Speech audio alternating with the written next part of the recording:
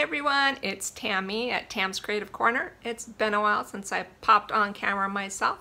So today we're going to be working on a seascape with a whole lot of glitter. Stay tuned. I'm working with a birch cradle board and I've already sealed this with a polyacrylic wood sealer. I'm prepping the back of my birch cradle board with some Scotch masking tape.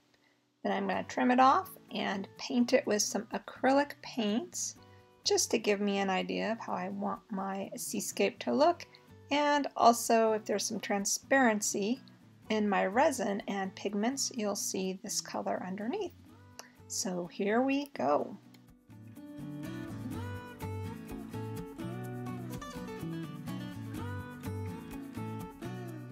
Make sure your board is level before moving on and pouring your resin.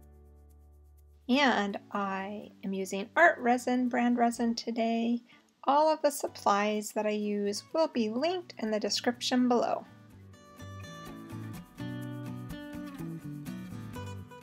This is a resin pigment by Mayspring, and it's called Peach Gold. Decided to give this a try for my beach portion of this seascape.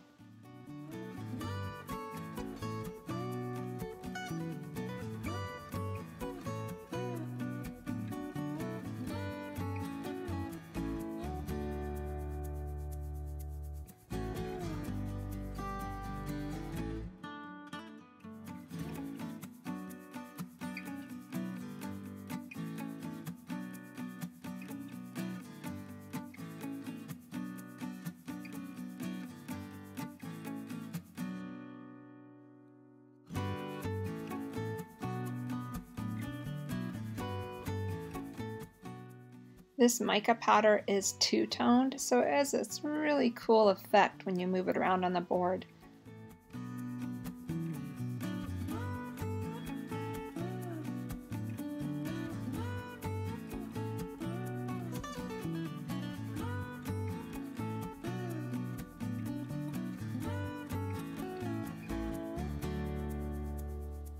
I finished coating my seascape beach portion. Decided it needed a little bit of texture, so I'm adding in some crushed untumbled glass crystals and some Czech crystals to give it a little extra bling and sparkle.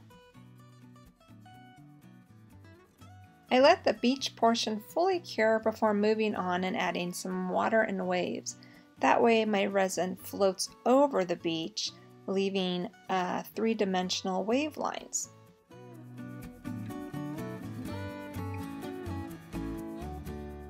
You know how the ocean sometimes has that sparkling underneath the water look? Well, this is an experiment and I've never done it before, but I'm adding in this shattered glass, which is actually like a holographic glitter flake, into my resin, and I'm going to layer this over the entire water part of my sea. And then you'll see I'm going to add layers of resin after this cures to kind of give it that underwater sparkle effect.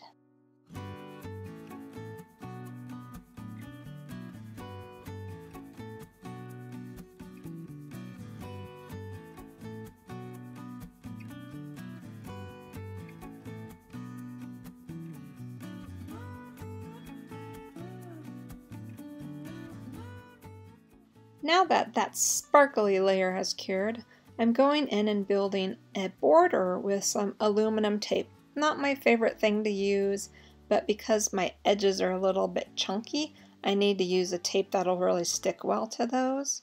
So that's why the aluminum tape this time. And again, I'm mixing up some art resin.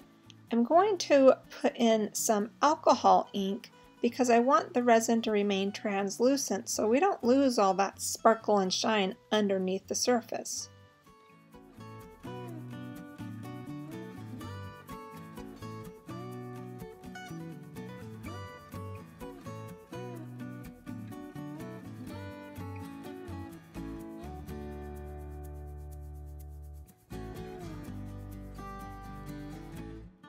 And as you build these layers of resin with a little bit of translucency, and as we begin to build in waves, you'll start creating a depth in your water too.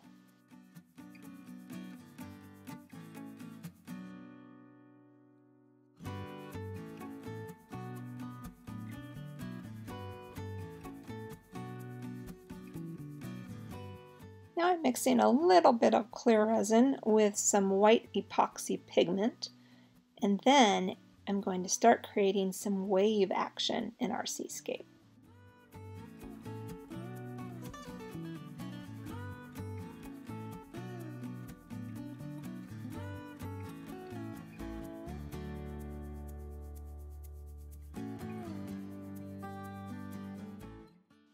Now with my heat gun, I can vary the level of heat and amount of air that comes out. And this is how I really start to work my waves and give them that flow and foamy textured look.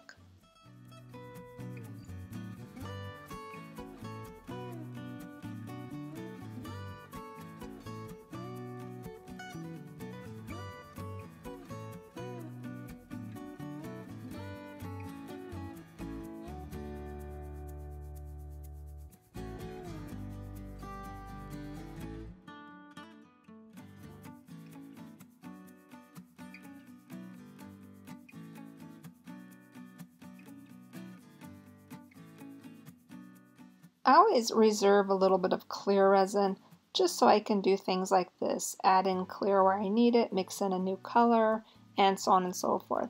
So just remember when you're mixing your resin, save a little bit of clear on the side because you never know when you're going to need it.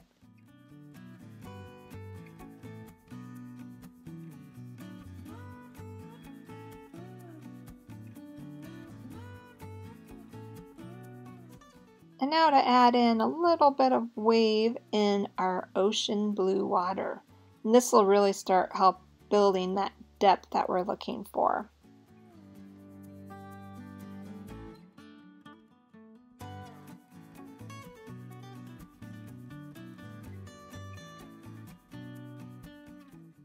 You'll notice sometimes I use my heat gun and sometimes I use my torch.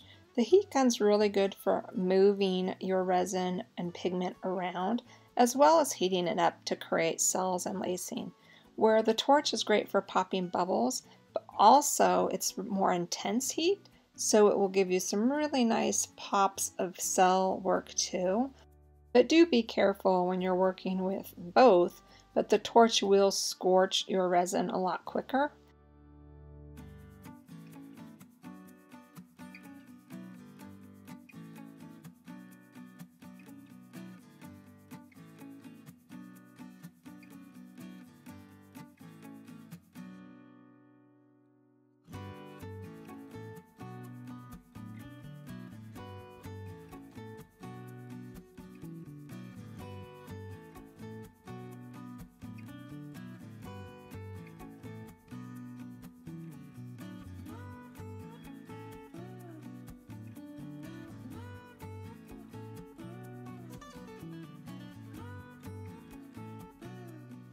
Now you'll see I'm going in with my torch this time because I don't want to move this a lot, but I really want to create a little bit of that foamy cell look.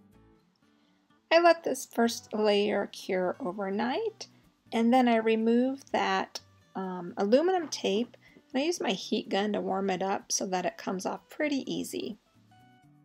And we're going to repeat the same process as we did before, using alcohol ink to keep my resin translucent and create another layer of depth in this seascape. I did go ahead and add a little bit of mica powder. This is by Rez, and again it will be in the description below.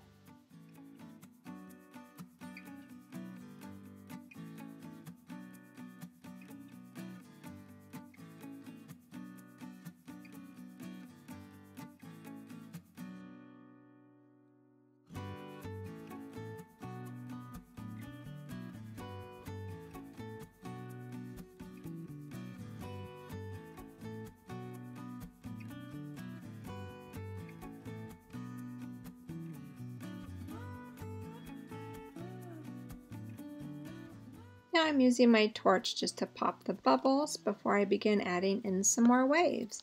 Can you see how we're creating a depth in our water now?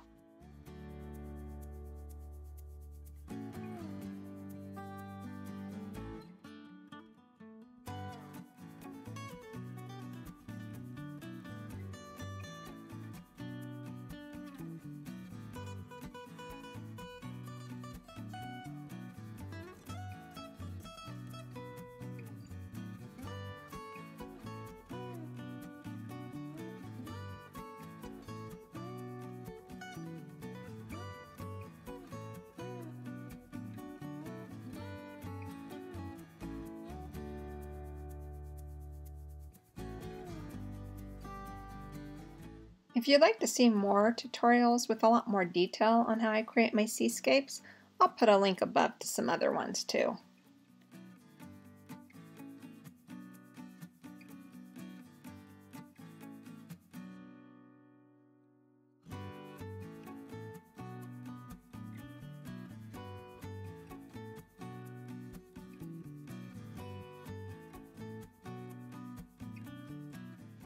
There's a lot of just repeating the same steps over and over when you're creating these seascapes, or at least when I am, because I like to build layers and depth in mine. I'm taking an alcohol wipe and I'm just cleaning off my surface after this is cured to make sure there's no dust or lint or hairs on it before I begin pouring my next coat.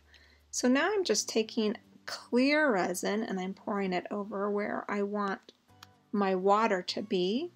And then I'll add white in to add that last row of waves rolling up on the shore.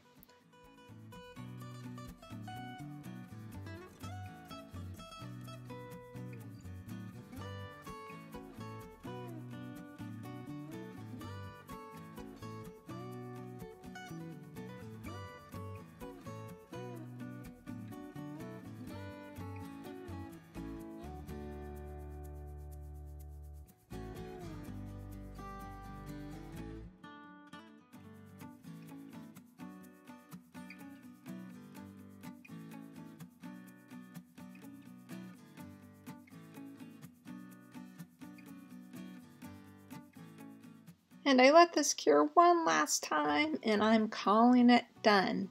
See the texture in our waves as they roll up on shore and how that glitter's glistening under the water? I think I accomplished what I wanted to. If you like what I'm doing, please hit that subscribe button and give me a comment below. Have a great day everyone and happy creating!